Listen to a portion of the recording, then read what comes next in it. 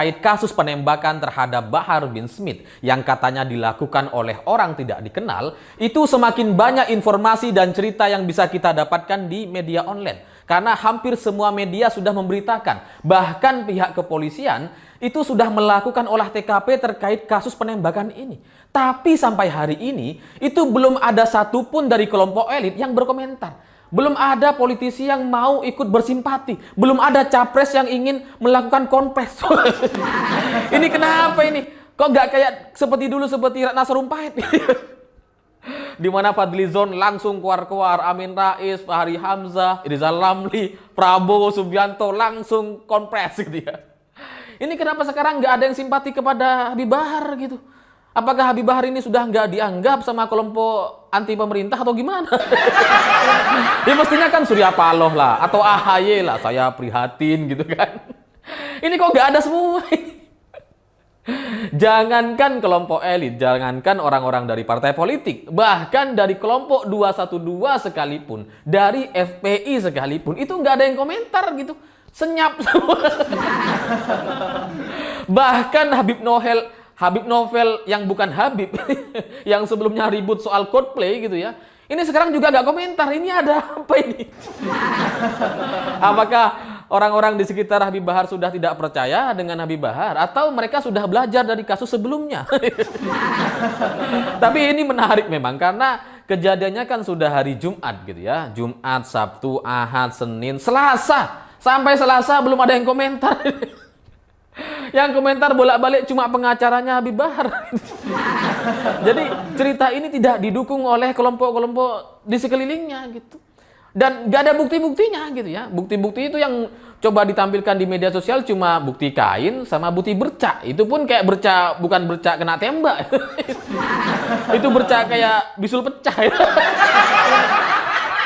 Jadi cerita ini jadi anyep gitu. Padahal harusnya kan ya inilah harusnya dimanfaatkan gitu ya, bahwa rezim ini sudah melakukan intimidasi kan gitu ya. Ini kenapa kok nggak ada gitu ya. Dan lebih dari itu, ketika pihak kepolisian melakukan olah TKP, ternyata katanya tidak ada saksi dan tidak ada proyektil yang tersisa di lokasi di TKP. Sehingga ini menjadi tanda tanya gitu ya, ini ditembak beneran atau enggak.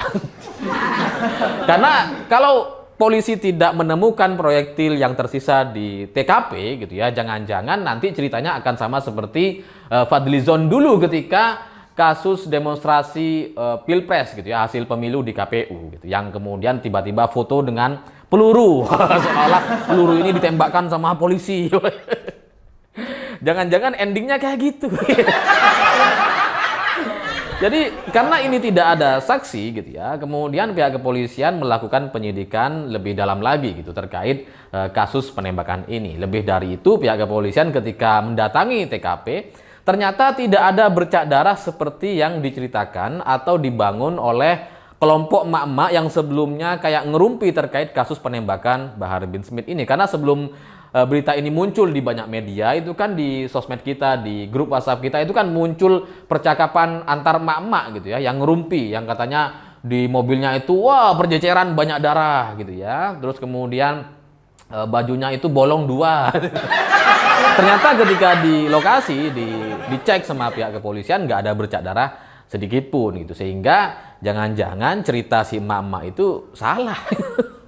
Ini kayaknya si mama ini perlu diperiksa gitu ya, karena kalau saya baca dari kronologi yang disampaikan sama Bahar Smith di Polsek Kemang gitu ya, itu ternyata katanya gitu ya, sebelum dia terluka itu ada suara tembakan, ada suara semacam penembakan gitu ya, sehingga dari cerita kronologi yang disampaikan sama Habib Bahar bin Smith di Polsek Kemang gitu, itu tidak sejalan, tidak sama seperti cerita ngerumpi emak-emak tadi gitu. Karena si cerita ngerumpi emak-emak itu kan mengatakan bahwa penembakannya itu dilakukan secara senyap karena pakai peredam. Tapi di laporan di polseknya ternyata ada ledakan, ada suara tembakan. Nah ini sudah berbeda. Jadi sampai di sini semestinya pihak kepolisian sudah bisa memanggil emak-emak yang ngerumpi itu, yang sudah membuka cerita ini ke media sosial lebih dulu dibandingkan semua media mainstream dan media online gitu ya, untuk dicek ini kebenarannya dan tujuan atau motifnya seperti apa. Jangan-jangan ada partai politik di belakangnya gitu, seperti kasus Kanjuruhan dulu gitu ya. Di kasus Kanjuruhan itu kan ada yang cerita tukang cendol lah, ternyata ya orang partai. Ini coba dicek nih, ada maksud terselubung atau seperti apa gitu. Dan kalau saya baca dari laporan di Polsek Kemang gitu ya, kronologinya itu sangat gak nyambung. Karena Habib Bahar itu kan bilang bahwa kondisi mobil yang dia gunakan untuk ngetes mobil itu kan suspensi dan kaki-kakinya itu bermasalah, masih kurang enak katanya. Makanya kemudian dia berhenti di pinggir jalan dan kemudian membuka kap mesin gitu. Tapi ini kan nggak nyambung gitu. Sejak kapan mobil yang bermasalah di kaki-kaki dan suspensi, terus solusinya buka kap mesin? Nggak nyambung gitu kan. Dan kalau mobil baru diperbaiki dan kemudian kita test drive gitu ya, ini bagus enggak, mobilnya sudah nyaman atau enggak. Kalau ada masalah, kan mestinya itu balik lagi ke lokasi, ke bengkel yang tempat kita memperbaiki gitu. Bukan malah berhenti di tengah jalan dan kemudian buka kap mesin, bukan. Karena di mana-mana di seluruh dunia yang namanya ngetes mobil itu biasanya dari bengkel keluar balik lagi ke bengkelnya. Baik atau tidaknya akan kembali lagi ke bengkelnya, bukan berhenti di tengah jalan gitu. Nah, ini berhenti di tengah jalan kemudian buka kap mesin, ini tanda-tanda apa ini? Karena kalau orang buka kap mesin di tengah jalan, biasanya itu karena mobilnya mogok. Biasanya karena mobilnya bermasalah dan nggak bisa jalan. Makanya kemudian buka kap mesin tuh sebagai penanda gitu. Tapi kalau mobilnya nggak masalah, ngapain buka kap mesin, ngapain berhenti? Bukti mobilnya nggak bermasalah adalah katanya setelah penembakan, itu kan masih tetap nyetir mobil. Artinya kan nggak apa-apa mobilnya. Terus ngapain berhenti di tengah jalan? Ini kan menjadi nggak nyambung jadi ceritanya gitu ya. Jadi ya ini semakin menunjukkan bahwa cerita atau kasus penembakan terhadap Bahar Smith ini ya semakin banyak kejanggalan-kejanggalannya. Tapi dari kronologi yang disampaikan di Polsek Kemang itu saya juga baca ternyata katanya gitu ya, Habib Bahar ini sudah dirawat di RS Dompet Duafa. Jadi setelah ditembak gitu ya katanya, terus kemudian naik mobil langsung menuju RS Dompet Duafa dan dilakukan penanganan gitu. Nah, kalau sudah datang ke RS Dompet Duafa, artinya gitu ya, artinya kan ada CCTV. Ya kalau di jalan mungkin nggak semua jalan di Bogor itu ada CCTV-nya, tapi kalau di rumah sakit mestinya ada. Nah ini patut dibuka ini.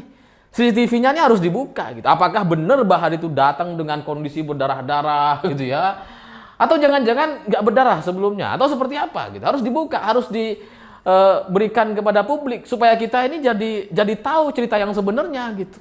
Bukan malah seperti sekarang yang katanya belum ada informasi yang bisa disampaikan lebih lanjut. Ya CCTV-nya mestinya ada gitu. Kenapa nggak dibuka? Terus kemudian kalau memang sudah menuju ke RS Dompet Duafa, kan mestinya ada dokter yang menangani. Nah dokternya ini apakah sudah diperiksa atau belum?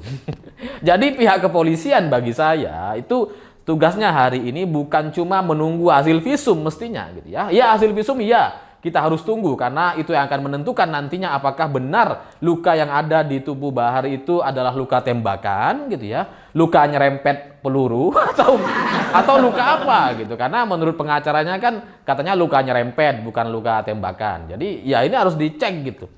Dan ini juga harus dicocokkan dengan kronologi atau laporan pertama di Polsek Kemang gitu. Karena di Polsek Kemang itu laporannya di badan di perut bagian kiri katanya itu ada 2 lubang. 2 lubang.